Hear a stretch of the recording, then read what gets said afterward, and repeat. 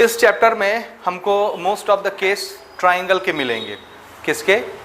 Triangle के और parallelogram के। हम ये पहले भी डिस्कस कर चुके हैं, तो थोड़ा सा हम ट्राइंगल के बारे में डिस्कस करते हैं कि दो ट्राइंगल कब सिमिलर होते हैं, ऐसे कौन कौन से कंडीशन मेट आउट होंगे जिससे कि दोनों ट्राइंगल सिमिलर हो जाएंगे, या vice versa. What is the meaning of vice versa? If two triangles are similar then what are the necessary condition which we made from the similarity conditions. ठीक है, so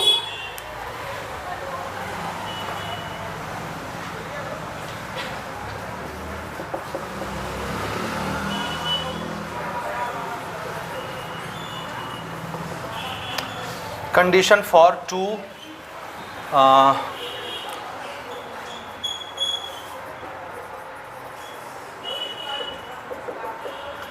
triangle similar. ठीक है, ये आप याद रखेंगे, ये आगे हम यूज करने वाले हैं ना। हमारा तीसरा एक्सरसाइज जब खत्म होगा तो उसके बाद फिर यही सिमिलरिटी लगेंगी। उससे पहले हम कुछ चीज़ें और डिस्कस करेंगे, लेकिन मैं आपको इसका मीनिंग बताना चाहता हूँ और इसको हम थोड़ा बहुत यूज़ करेंगे अपने सेकंड एक्सरसाइज में। इसका असली यूज़ कहाँ से शुरू होगा? थर्ड एक्सरसाइज के बाद से शुरू होगा, लेकिन फिर भी आपको ये समझना है। ध्यान से देखिए ना। If we have two triangles,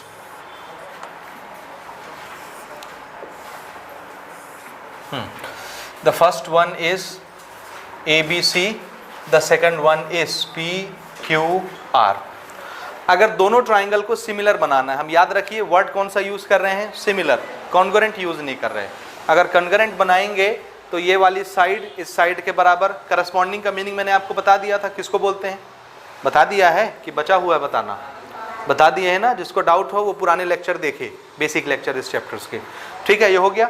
इसका करस्पॉन्डिंग साइड ये, इसका करस्पॉन्डिंग साइड ये, और इसका करस्पॉन्डिंग साइड ये। तो करस्पॉन्डिंग साइड क्लियर। इसका करस्पॉन्डिंग एंगल ये वाला है, इसका करस्पॉन्डिंग एंगल ये वाला, और इसका करस्पॉन्डिंग एंगल ये वाला। एंगल्स भी क्लियर।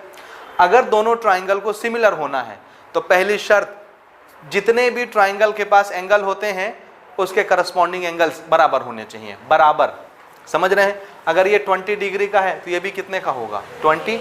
ये 60 का है तो ये भी 60, ये 80 का है तो ये भी 80। समझ आया? सारे करस्पॉन्डिंग एंगल्स क्या होंगे? क्या होंगे? पहली शर्त,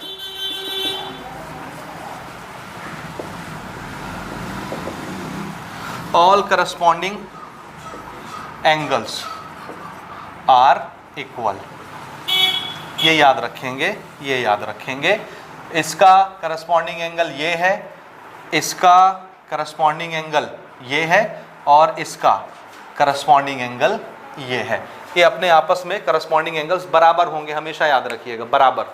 पहली शर्त ये पाना जरूरी है, होना जरूरी है। समझ रहे हैं? ये होना कंपलसरी है, अदरवाइज दो ट्राइंगल कभी भी सिमिलर नहीं होंगे। दूसरी शर्त,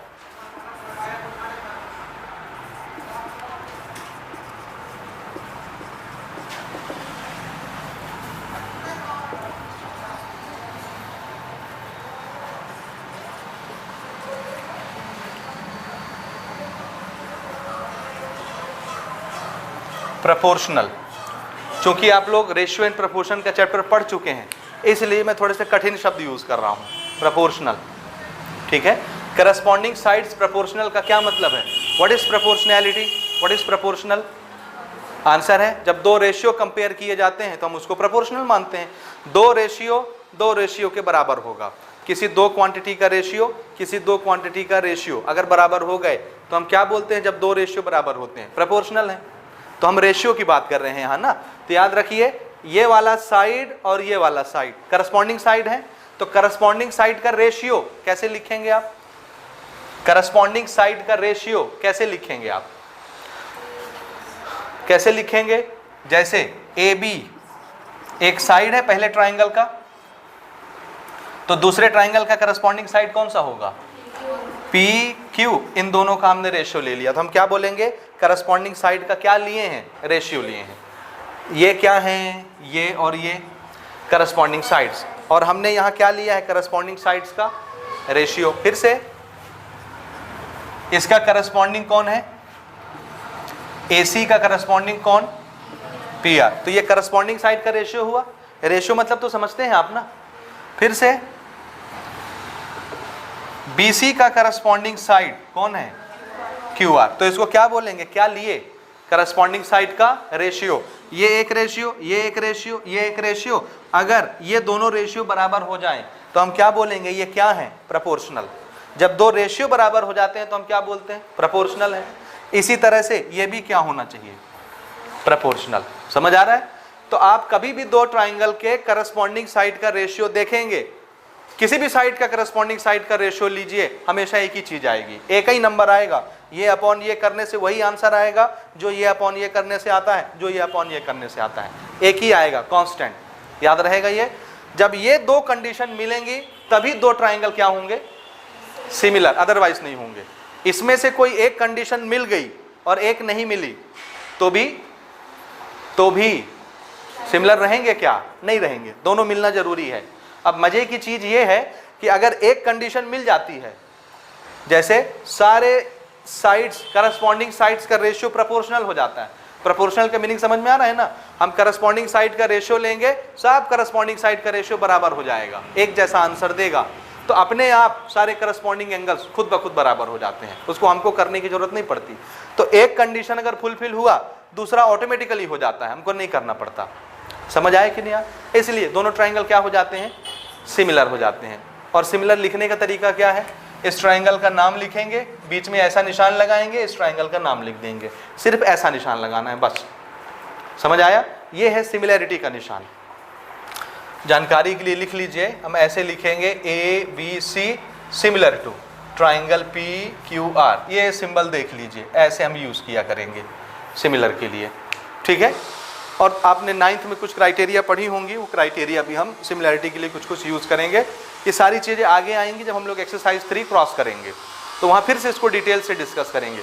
ये दो चीज़ें याद रहेंगी, जब भी दो ट्राइंगल सिमिलर होंगे कौन कौन से कंडीशन मेट आउट होने चाहिए, all corresponding angle must be equal to each other and ratio of all corresponding side must be equal to each other. Ratio of corresponding side must be equal, equal मतलब जब ratio बराबर हो जाएंगे तो उसी को क्या बोलते हैं, प्रोपोर्शन।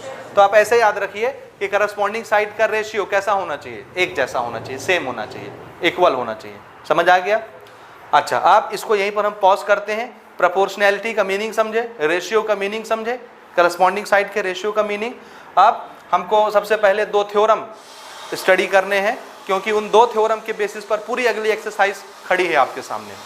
तो जब हमको वो दो थ्योरम समझ आ जाएंगे तो हम पूरी एक्सरसाइज बना लेंगे, exercise number 2। And those theorem are very very very much important theorem for your examination. Some time it is asked directly as a proof, ठीक है। थ्योरम प्रूव करने के लिए ये आता है, न सिर्फ आपके स्टेट बोर्ड में, CBSE में भी आता है। CBSE क्लास 10th में बड़ा फेवरेट क्वेश्चन है कि प्रूव करिए what is basic proportionality theorem. हमारा थ्योरम नंबर 1 कौन सा बनने वाला है, basic proportionality theorem, and we will simply call it Thales theorem. क्या बोलते हैं शॉर्टकट में, थेल्स थ्योरम। तो नेक्स्ट हम लोग ले रहे हैं theorem number 1, Thales theorem. Heading दीजिए, थेल्स थ्योरम।